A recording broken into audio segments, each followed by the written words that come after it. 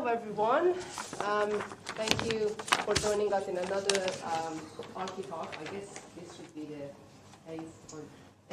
number 8? 8, yes, it is number 8. That's a huge success for us, and just letting you know that we are trying to convince John Martin architects to join us for the next one, so stay tuned.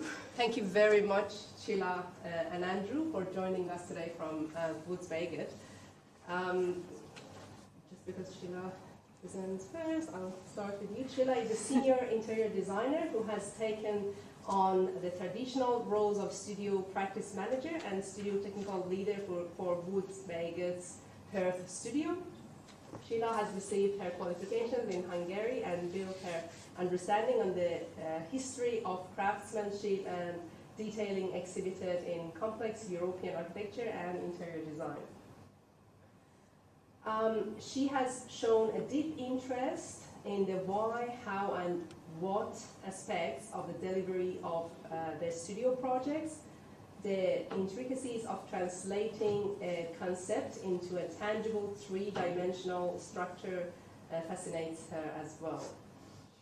And her objective is to provide well-educated, sustainable design solutions and uphold the Perth Studio high-quality standards.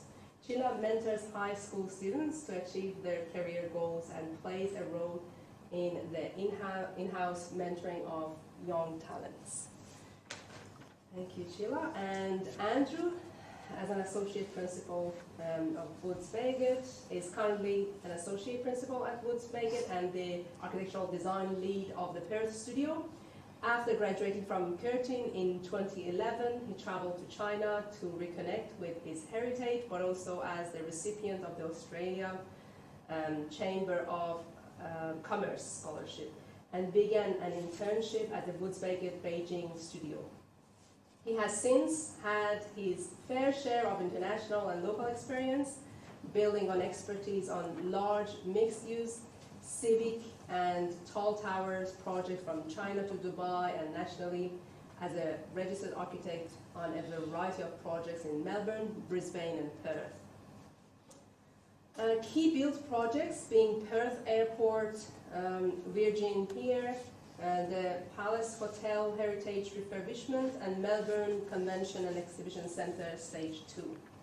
That's fantastic. He has since settled back in Perth with his young family for the past 3 years and has been leading the design teams, driving design concepts and competitions, and also taking projects to completion. He has also engaged with academia, especially Curtin University, regularly for mentorship of students, and also he has worked as a sessional staff and academic teaching staff in the fields of design and urban studies with us before. So thank you again very much for taking your time to present for us today. Thank you. Thank you for inviting us. I just read a poster in the ladies' toilet, which was about challenging the future, what we are talking about. My part of the presentation is actually not challenging the future. I talk a little bit more of the past and the history of the architecture, design, and drafting. Andrew will be the one who is jumping into the modern age and try to challenge and show some quirky details and fun what we do in the Woods Bagot Perth office. So basically for me is design is always been a challenge, and I try to remind people we came from a long time ago. It hasn't started just now, it started 30,000 years ago as such. So my presentation is basically design through the ages, trying to reconnect yourself with not the modern technology, but what we do, why we do it, and where we come from. So thank you again for the invitation, and I would like to reignite my passion in you about drafting and design. So this is one of our projects. Yep, so this is the laptop project. But I think what's quite good is maybe just to talk a little bit about Woods Bagot. Obviously, Woods Bagot's a global international firm, but we've got studios around the world, and in 6 different regions. From our point of view, you know, it's about how we can actually start to look at design as a holistic process and how to start to bring in other elements that kind of start to contribute to design, whether it be part of computational design, whether it's brands, we've got a brand studio as well. And it's really starting to see kind of architecture as a holistic component in terms of what we provide to our clients and key stakeholders. Actually really privileged today to be able to present pretty much what we do, but also at the same time some really interesting things that Cilla's going to go through. And I'll hand it back to Csilla. Okay, so let's start. Design is a little bit of an obsession for me, and I am really, really into detailing.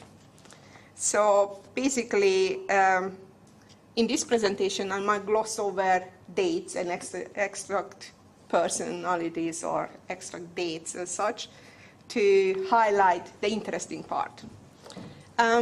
This is one of my favorite images. You see urban design in its context at that early time. What is design?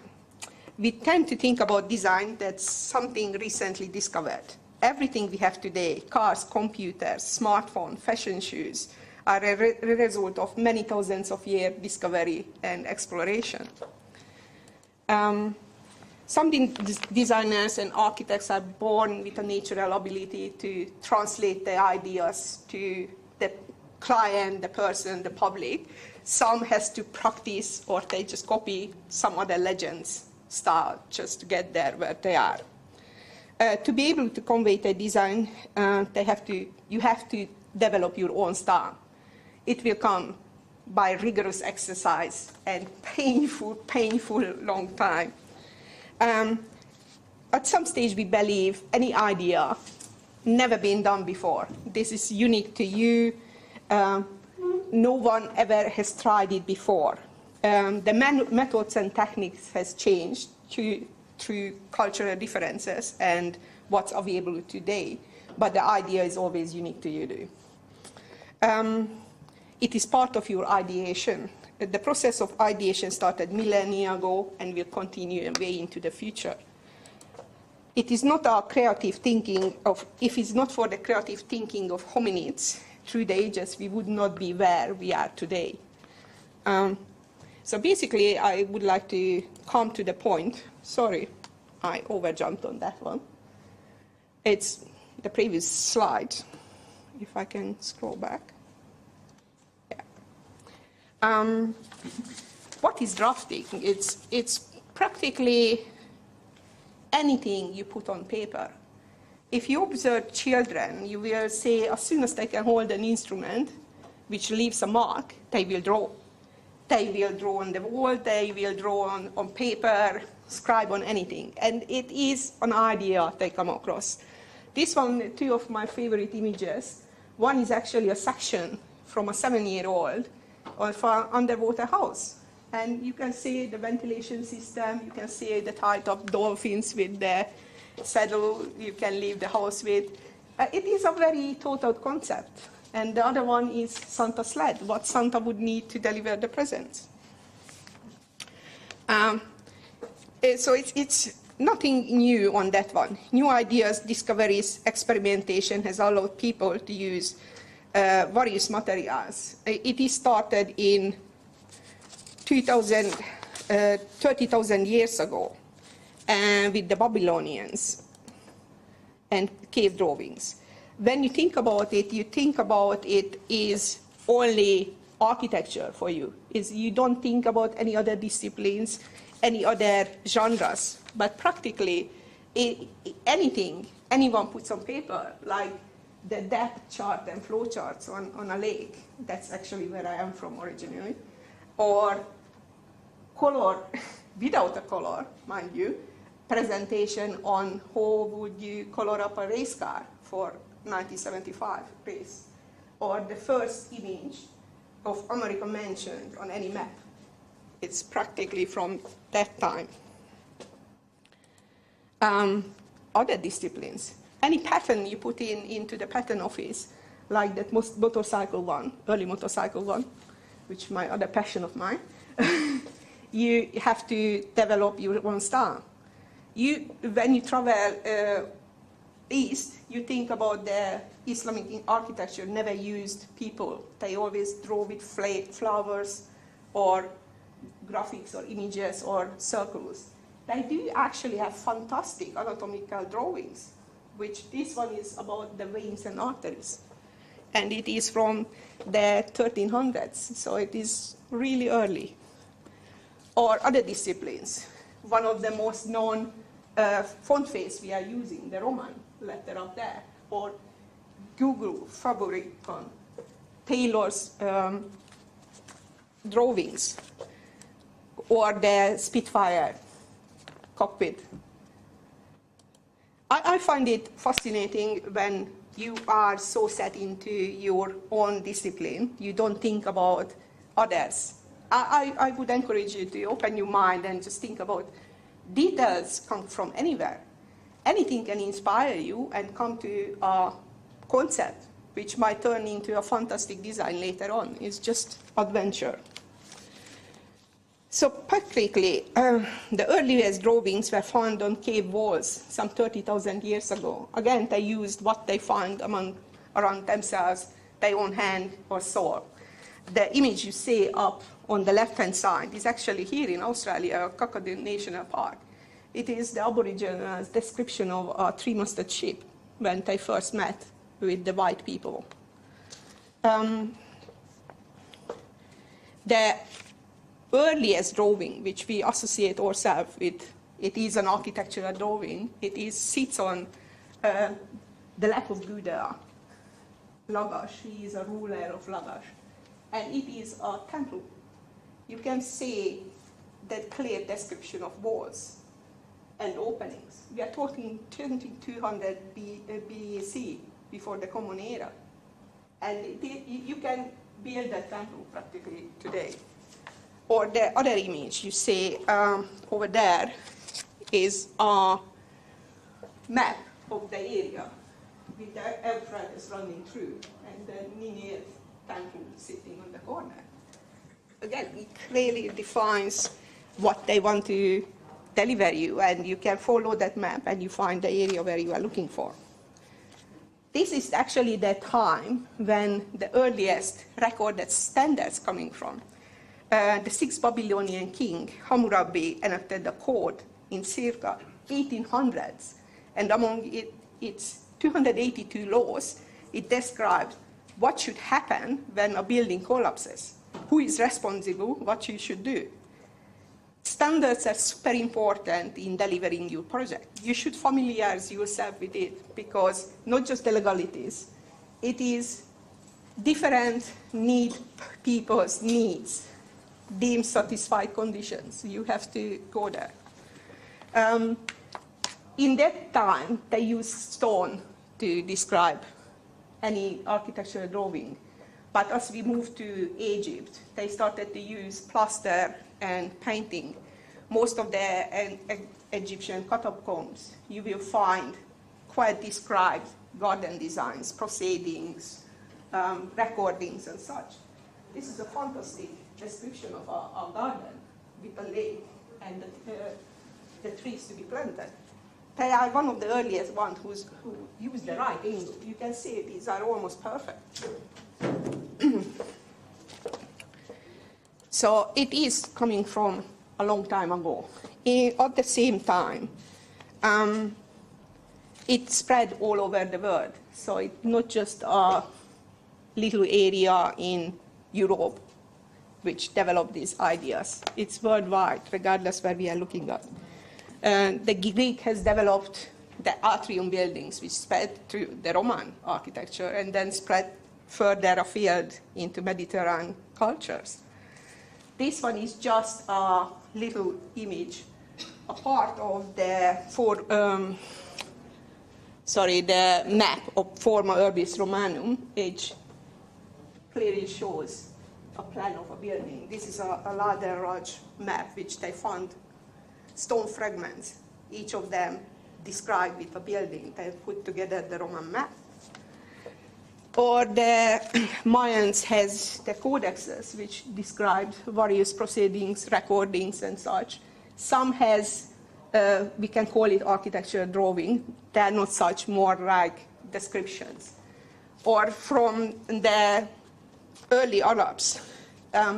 This is one of the earliest sections you see from a building, from 1100 CA, from an Andalusian traveler describing the lighthouse of Alexandria. I find it's fantastic. You know, you find the record. It is what we do today, and it is coming from that earlier time. Yeah, sometimes you have to look hard and visit ruins and look for actually what you try to find, because they are not always evident. This development, it seems it is in Europe. China was many ways a very big part in scientific explorations and such, but they kind of stayed with a same style of drawings for quite some time, nearly until the 16th century. Here I show some tools which they used. You see the masons' tools, the writing, the compasses, the shovels, the caliper, which you can measure distances, Egyptian wax tablet left over, and you can see the drawings and the writing described on it, which is kind of amazing. We are talking about 2000 BC. Or the methodologies. It is interesting to find, and I think I lost my page. Here you go. Sorry. They used anything they can leave a mark on. They used papyrus, which they learned from the Egyptian, vellums, animal skins, plaster, stone, and such. And then as we move into the medieval ages, you will find paper was very expensive, so not everyone can have it. So they used what is available to them. This drawing is, if anyone ever visited York Minster, and you are wondering, what happened to the floor? Why is there so many scratch marks? Yes, some of it is from usage. But then John Harvey in 1968 actually took the paints to trace the floor. And since then, many other churches has been traced. And they find out is actually the set out of the windows on that church. They worked out the mathematics and sciences to show and how to build it. So this was the first step, carving it into the floor, and they built life-size models to actually deliver those. Prior to the Renaissance, we are talking about this, at that time, scale was unknown. They envisaged a building and they draw it up, traced it up. That looks all right, let's make it happen.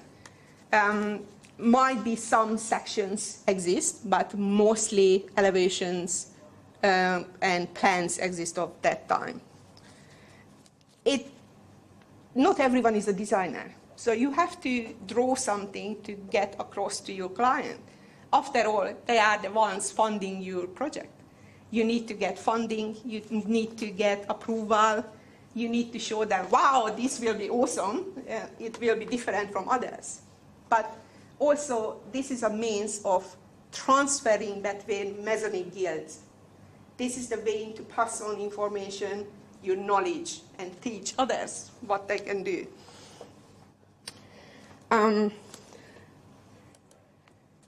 This is another example on the floor staging. This is in France, actually in St. Catherine's Chapel in Thuir. So on the plan you see the area where this part of the floor and is the trusses built up. One of the earliest records, which is quite a full one, is Villa de Honnecourt's pattern book. There is a dispute going on about this one because they feel he more describes issues rather than solutions. So he went and drawn up and if you do this, why did they do that? But it is a full record of Masonic drawings from that time, and creating the arcs and the geometry behind it. It is conceptual, so concept design. Let's move on to projection, because we are entering the Renaissance era, and that's when the new inventions come in. Finally, they have paper printing available. Now it's up to them to come up with the idea, how can we deliver the building? So I thought I put up the image of actually explaining axonometry and perspective, because for the life of me, sometimes I do not remember which degree is which one. So I thought it might be helpful to explain some. And in the corner, one of Andrew's little quirky sketches on a building we are working on at Bagot. So I hope this helps. Again, going back, this is one of the earliest plan proceeding which left over on the left-hand side. It's from the Abbey on Selga in Switzerland. It is parchment. It's super fragile, but you can still see the building construction, the adjoining rooms, the cloister, and the fireplace going on to it. The other one is the Canterbury water work. It is the pipes going through Canterbury, and we are talking about 12th century. Plumbing works not new. When you are pestering your hydraulic engineers, here you go, you have to do it. It's not a new development. It happened before, it will be happening again. Projection. Give me a second to find myself.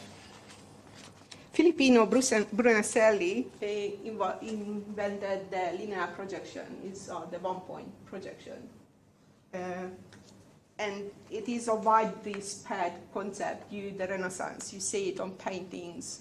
Might be not many drawings left, so the record you find is coming from books or some paintings or reproductions from the Victorian era, when everyone loved to draw what they have done before, just to reproduce it. And this one I find quite fascinating is from Albrecht Dürer. You might have seen his portraits, or the rabbit, or other etchings. This is a fantastic mathematical setting out of a column. I find it beautiful. It's just amazing the thought gone into that work. Then came Andrea Pozzo. You can put his drawing together. He is quite amazing. He invented the orthographic projection.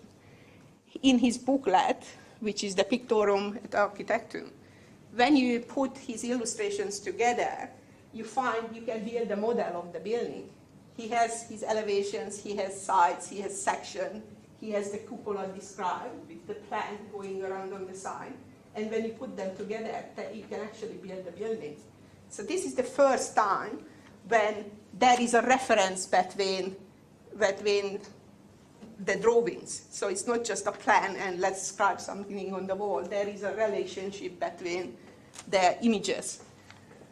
This one is from about the same time from America.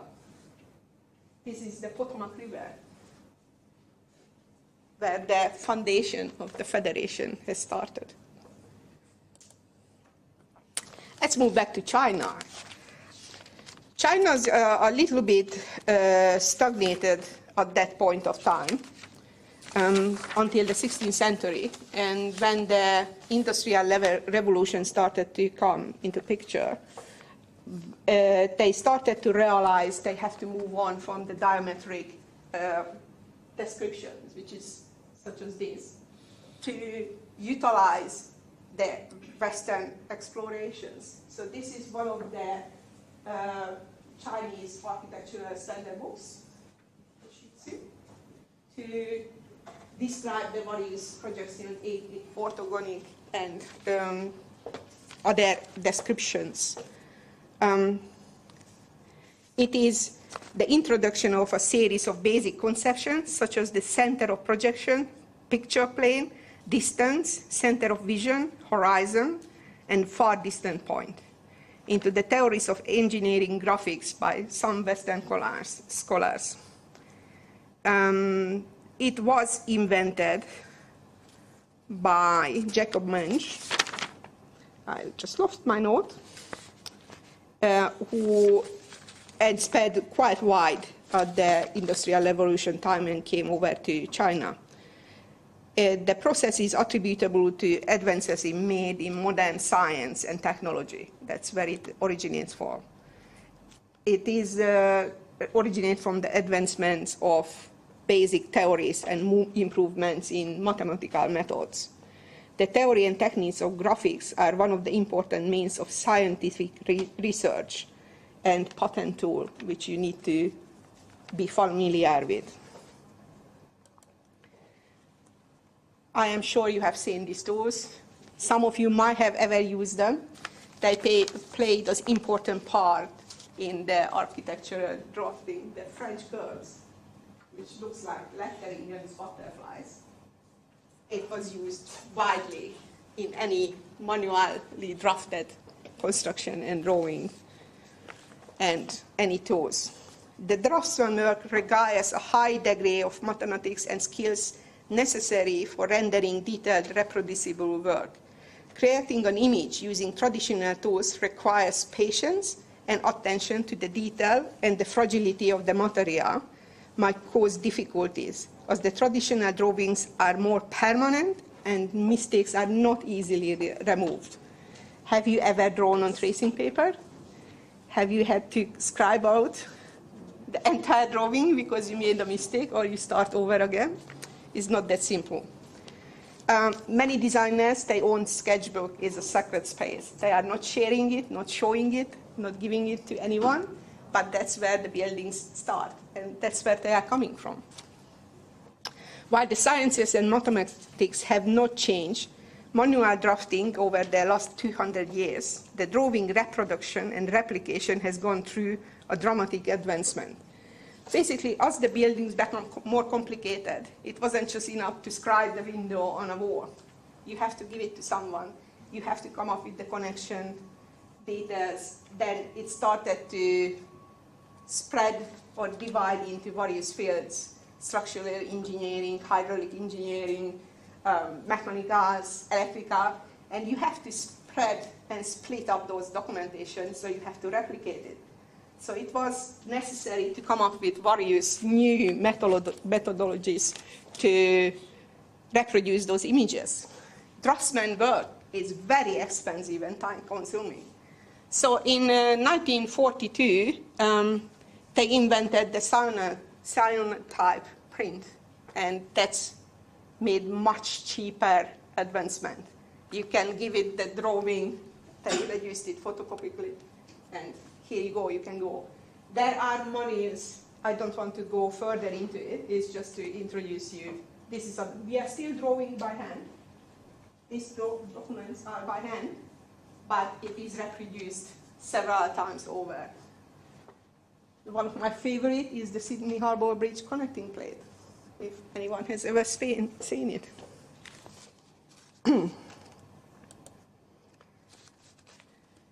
This is still modern age, still manual drawing. We are using tools. You are familiar with the names, Le Corbusier, on metal, double glazed sash window. Corbusier. How boring is that? You have to do it.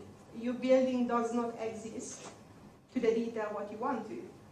Or the Eames, Charles Eames chair pattern put in. This one is Perth. You can see the gutters and the details for the wall and the trusses sleeve. Important. And some computer-assisted design. I know Le Corbusier is done before, but LTL architects with the pains to create a section through it. I find it quite interesting. And if you go to the website, I got into many famous buildings which were created before computer. You will find the section through it and will entertain you for quite some time. If anyone hasn't known, computer-aided drafting is older than me. Oh, thanks, Heather. This is the first one, Sketchpad. He was able to draw on the XY coordinates, where we are today. we can draw on your little iPad. When we are ready, who knows? I give it over to Andrew for elaborate a little bit on where we are at the moment. We don't want to talk about the super future because who knows what's happening.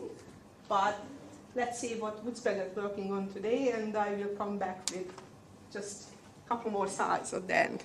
I love how you kind of got the image of the sketchpad, because it's kind of like we've gone full circle, right? You know, that original image of the supercomputer that even has a phone as well, and you almost kind of pack it all into one little device, and you get a little stylus and draw. And I think that's what's really amazing about, I guess, how technology has really brought this back into the forefront of kind of intuitive ways that we work and how we translate what's in our mind directly into pen onto the pad, and then being able to actually rework it and reproduce it and actually, you know, kind of send it to consultants and actually, you know, collaborate with people from, you know, 12 hours away on the other side of the world. And I think, you know, in terms of what we love to do, and what you'll see is that there's always kind of like a really interesting juxtaposition between Csilla and myself in the office and what our roles are in terms of what we are actually obsessed about. And I think that's what's really been quite cool and quite privileged to be invited to kind of also be part of this talk with Csilla. So in terms of what we do, should I go next one? I can do this. You drive? Yeah, I can drive.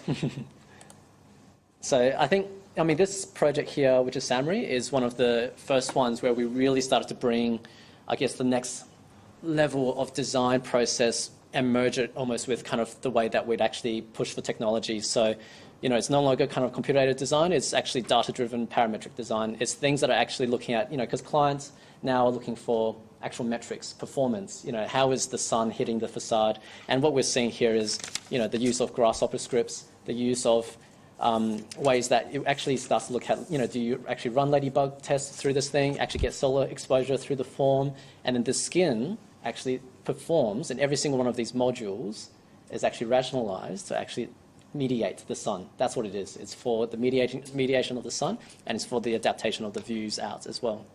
So it was one of our first kind of key projects that we did that kind of took all of that together.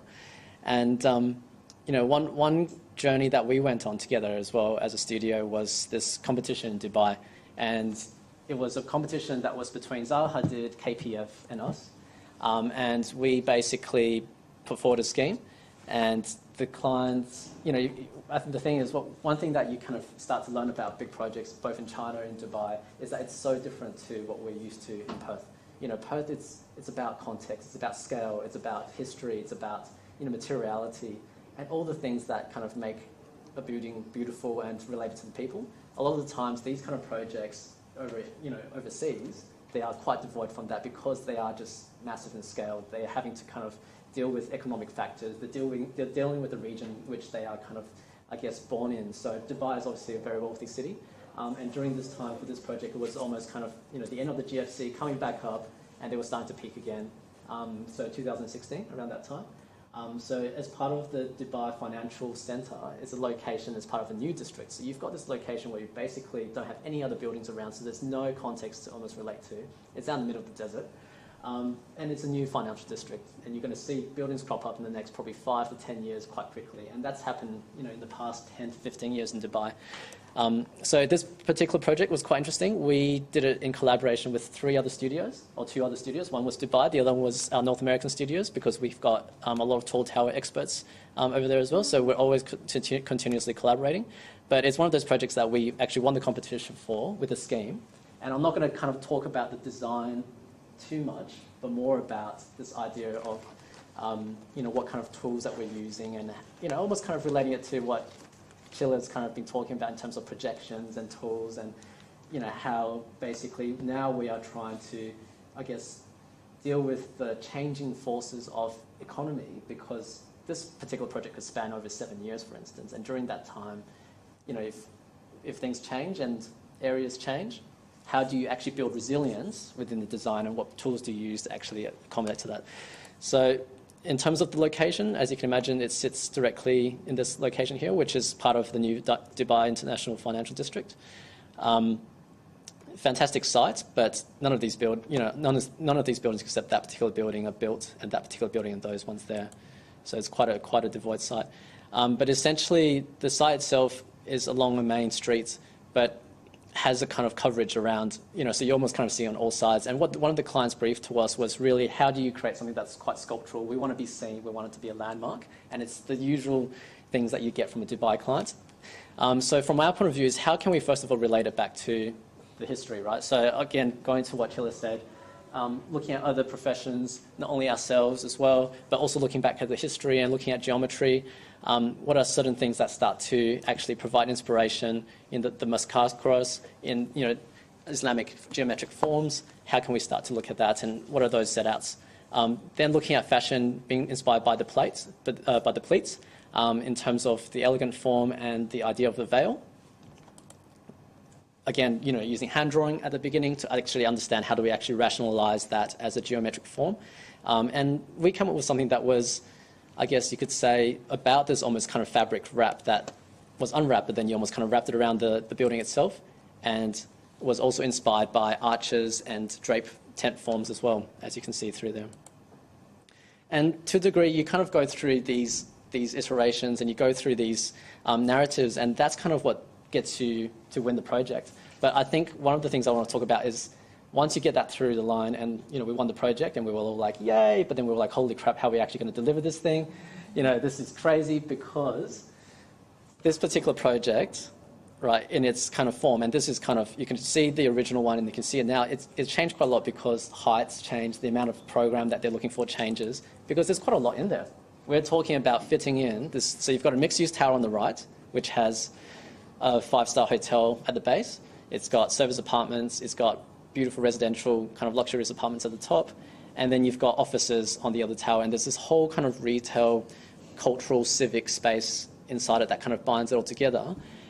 At a scale of this, how do you take something that you originally sell to the client, because what they were looking for was this elegant form, and how do you actually make it happen in terms of balancing all the areas? And we didn't know what we were coming up against, to be honest, because Dubai itself has this particular project had 5 different ways to actually calculate areas, and 2 of them were based on one of them was actually based on Dubai's International Financial Centre's method of measurement. The other one was the actual Dubai municipality area measurement, and each and every single one of them, how you measure to the inside of cores, excluding balconies, including balconies, it's a bit like plot ratio calculations that we do here in Perth. They had 5 different ones because the client had 3. There's, obviously there's the net lessable area, there's the constructed buildable area. So how do we actually get all of those to sing and all of those to work?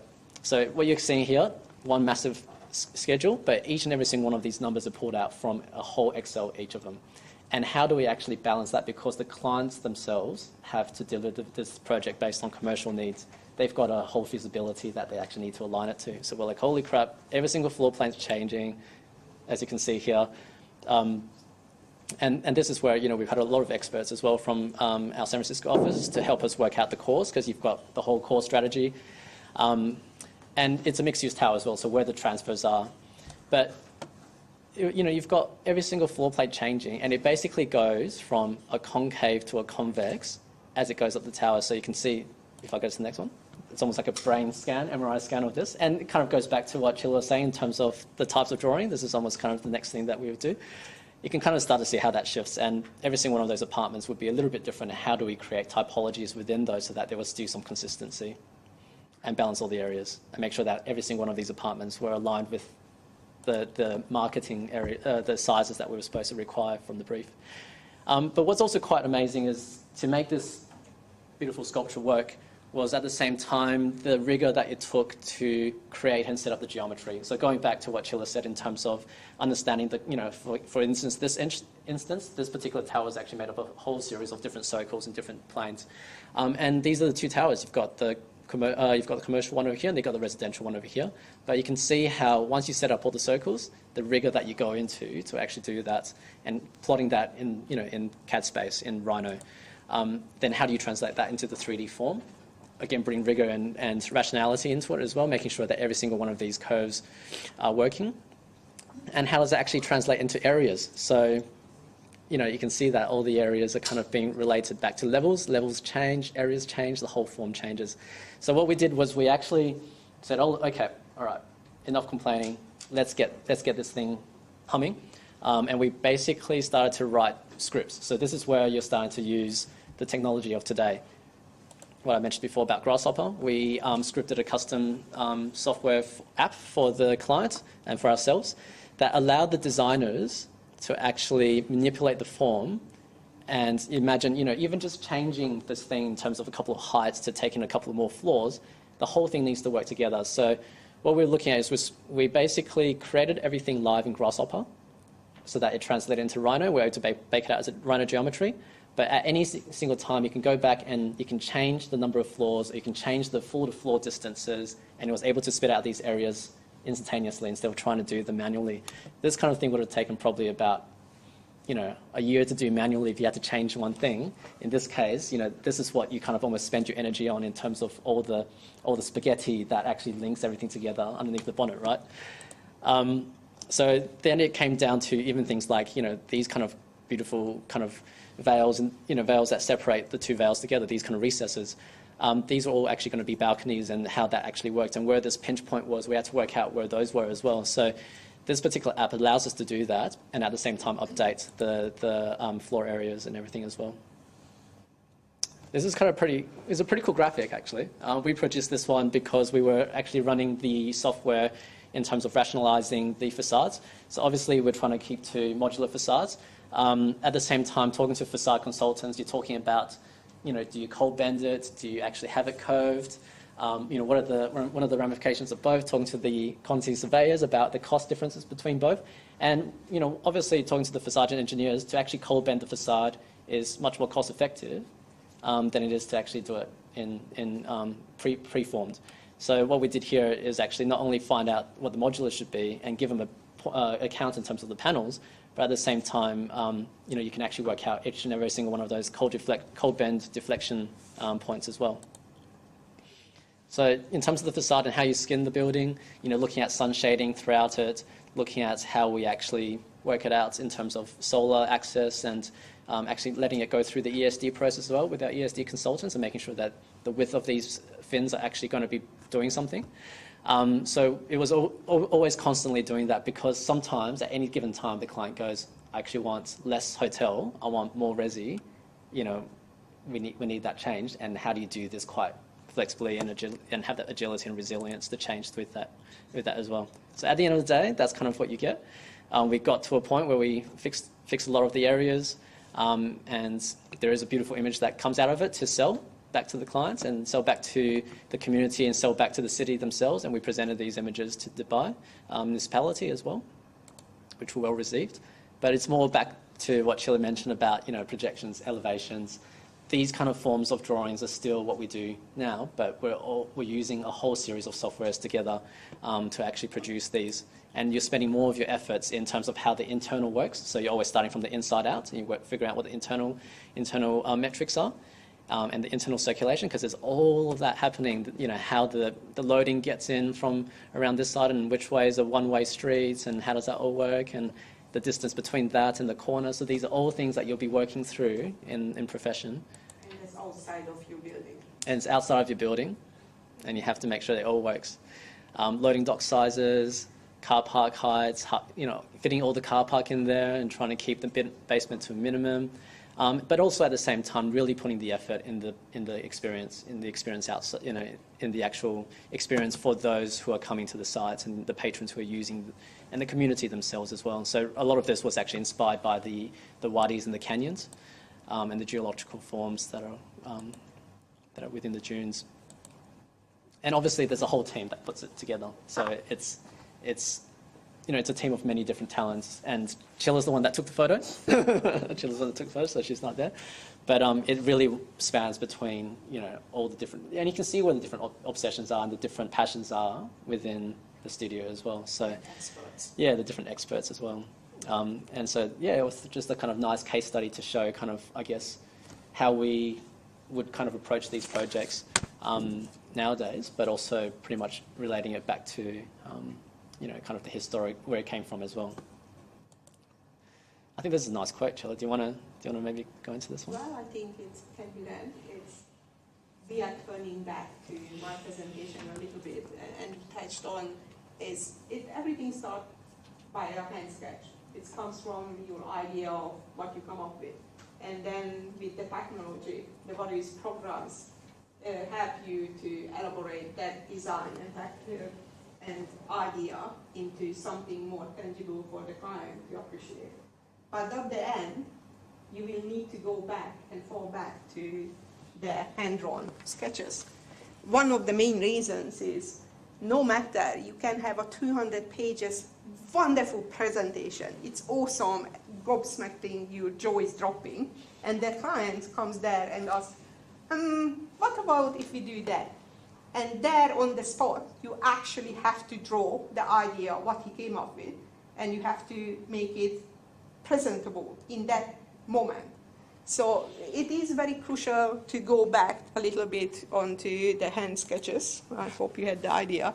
It's one of the sketches sold at Sydney Opera House, John Nixon's little hand sketch of the white sailors. It is crucial, the development. It is started a building which is, for us, is a natural icon. Or the other one, Liebeskind's sketch of the Jewish Museum in Berlin. It is a crisscross of nature, whatever happening, but it came into fruition. Or the next one is Renzo Piano's latest building, the Lacoste Art Gallery.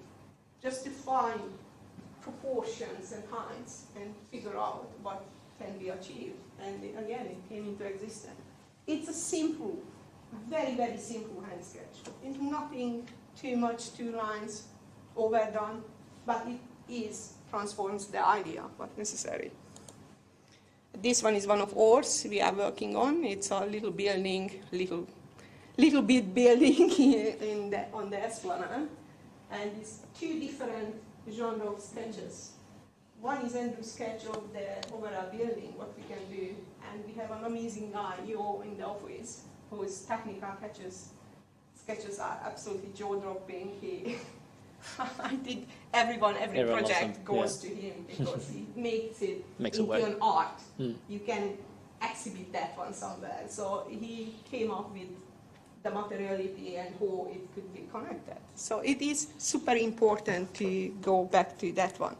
There are many aspects which we haven't had time to talk about today, is dimension and tolerances in drawings, line thicknesses. The radiograph pen was invented in 1930, and that was the first time when you had control of the thicknesses. You can control the depth of the drawing when you want to translate. Light and shadow, it is fantastic and super important. Again, you can tell a story by just changing the drawings to light and shade. Hidden lines, what do you not see in a drawing?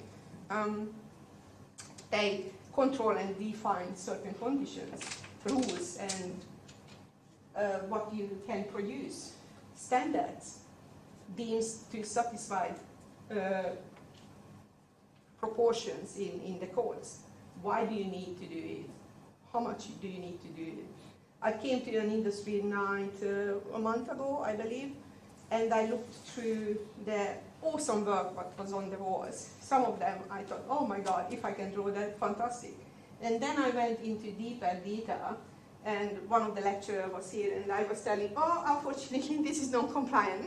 Unfortunately, this is non-compliant. Yes, I am the drawing one, but you as a designer are these balloons floating everywhere. I am the string tying you down, so you actually built it. Those people are important. I wasn't born like this. I thought, woohoo, I will be the next whoever. No, you fall into your passion, your interest, you come across, and you will find your niche in the profession. Some of you will be super big, well-known name, who knows? Some of you will be the little guy who is absolutely crucial to the development of a building like what Andrew had shown you. It is necessary. It's no little or big job in any project. It is a teamwork. You need both ends of the genre to deliver. You need to remember both. We haven't talked about the metric systems, what you need to express on the drawings, and many other aspects, mistakes. You know the famous ones when someone draws something and something else built, super important. the limits, how high, how wide, how far we can build. Many other topics which I can go on for forever, but I think we hope we reignited some kind of passion and obsession in a way to what's happening and what's happened before. I hope that summarizes how I feel and what I would like to get out of this. Thank you.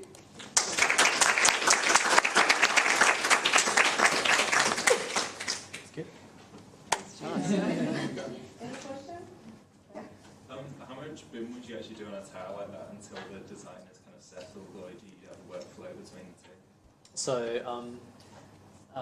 we start with Revit quite early on a project like that. So you know, Rhino and Revit work quite closely together. So I guess it's more of a question of tools, which I can answer.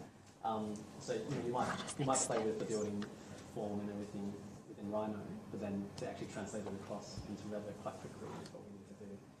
So BIM is usually happening when you're actually coordinating with your consultants, because that's when they actually start to bring all of the information as well. But yeah, it's very important. So it's a fundamental part all the way from day one to start to make sure that things do line. Because you don't want to be just drawing something that doesn't match up. And I think it's about the accuracy. Get that accuracy in early, then you can actually start to bring rigor to the project as well. How much of the function of a building actually dictates the form? Or do you prefer to create a form based on inspiration and then put the function towards that? Okay, so don't let this project be, I guess, an example of how one should design a building, because to a degree, it should always be, I mean, like the thing is, everyone's got their, like, you're going to have a different approach to every single site and every single client and every single brief. And that is an example in terms of how you would usually probably not do it. Like, you know, so, to start off with the form and then basically work to try and fit everything in. I think the thing is, in a kind of condition or climate like Dubai, where, you know, to basically win a project and for them to actually take it to their shareholders and all of that, to sell it, is so much on the aesthetics and the looks and the kind of sculpture element of it. It is kind of the approach that one might take, but then you would still try and make all the metrics and everything internally work. And that's what it was about. It was basically almost this contradiction where you go, you know, this is what the client and the culture and the kind of location wants of this kind of project. On the other side, we've been brought up from, you know, we always start off with the internal metrics and the spaces and what's your grid and, you know, what is actually a good kind of leasing depth, or what is a good daylight depth. What's the width between, you know, a kind of you know, a kitchen bench and you know, and the actual bench behind you, 400. You know, what is that? What are those elements to actually make the internal work, and what are those elements that make the vertical stacks and the circulations work? All of those things have to be done right, and they have to work really, really well. Then it's just how we've used the technology to actually allow us to make it all fit together, you know, make it all happen. So don't let that project, because in Perth, in Australia, or even in most places around the world, in Europe, you know, you always start with what is the history of the site, you know, what are those elements first around the region, and then start to look at what are the people who are going to be using it. Ask those questions first. It's not about form, that always function. I would add a couple more to those. Why we do it? Because sometimes we don't ask, why do you want it?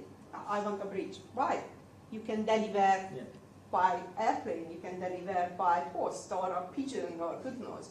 Why do you need it? Actually, you need to start sometime in the basic. And just one other thing, which I think, I am not sure you have experienced the fight between interiors and architecture yet. Interior always feels, we are dressing up, but you have fucked ups. Yes. But that's the reality. But architecture things from the outside, I arrive, it's beautiful. I go inside, I want to use it. Yeah. Gary's building in Barcelona, it's useless pieces inside. Amazing building, I admire it, but you go in and you have these empty pieces not used for something. So sometimes you have to really think and talk to your fellow other designer to actually get a different perspective on what you are doing.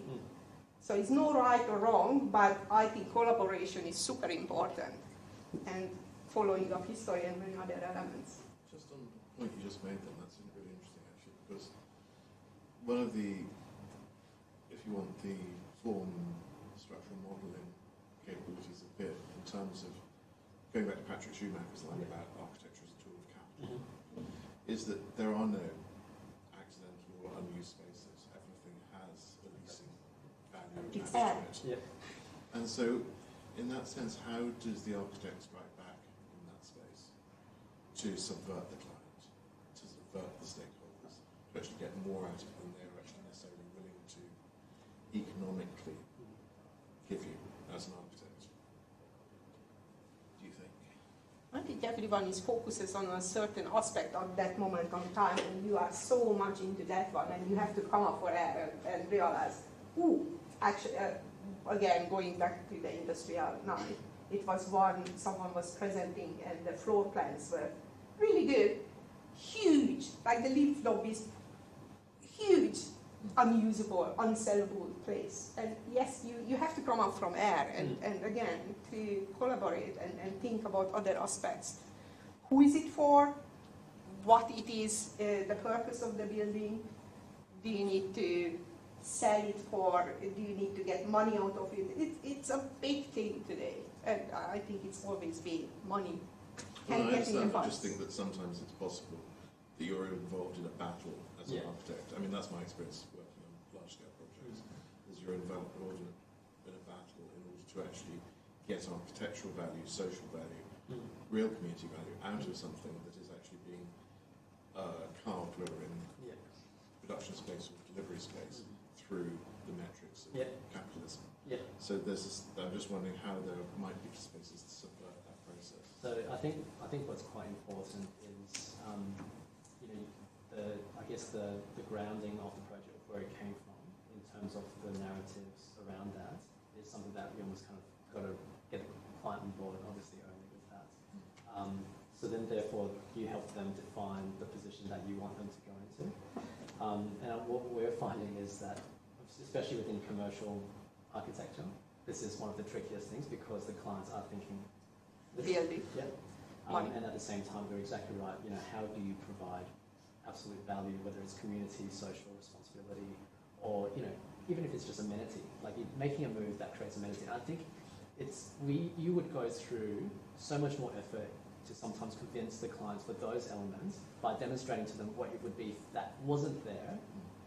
It's the additional options that you produce, it's additional options that we would produce for this, to kind of steer them away from that and re-educate, or almost kind of educate them.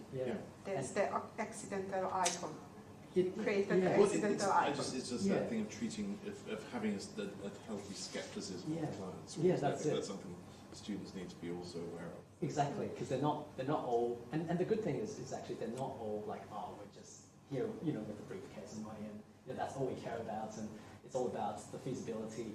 The things they do care about making, and a lot of them do care about developing something that actually everyone will receive well, right, and the public will love, right? And I think they are actually advocates for that. It's just how do we actually show them, because if you show them just the glass box and you said this meets your NLA requirements, it's got 95% efficiency, they'll be like, oh yeah, that's great, thanks, that's wonderful. But then if you actually show them something that, opens the ground plane, allows the public to flow through, creates a marketplace for the grain and finality of that particular site, and you take them through that particular process, and they might push back, because we've had incidents where we've had clients push back and say, no, we said this is a thoroughfare retail, people transcend through there into the bus ports, and they said, no, we want actually walls, we want these to kind of face away from it. They kind of were making decisions that were completely against what you understand to be good open design. You have to basically show them what it means if they did that. You have to go outside the scope. It's absolutely outside the scope. And I think us as architects be happy to do that as long as we can, get the best outcome for the public. So I think that's what it is. And also Andrew has showed that image of talking about the external car parking. Again, outside of the scope, it's the relationship of everything else, not just your building. It's what's around it. Historically, sociology, everything. Would you guys say that you use a lot of research, like statistics and things, to back up that data as well? The thing is, it's actually a really good question, and you can never get enough of it. Like, you always wish you had more time at the start of the project to do all that research. So what we're starting to do now is we're trying to carve that space out, like, if, you know, because a lot of the times you have to put in competitive fees, but you want to be able to carve out that time in the beginning and say, look, Mr. Client or Mrs. Client, we are going to be spending 2 weeks just to research and do all of that and actually, and they so appreciate it. And if you can start to do research that then transcends into other projects, again, they love to see that intelligence come through and be, you know, applied to theirs as well. So it's very important. Don't ever let that go. And you never lose it. Yeah. It's a contents of any city stays with you. You might design more than one building in that city. You already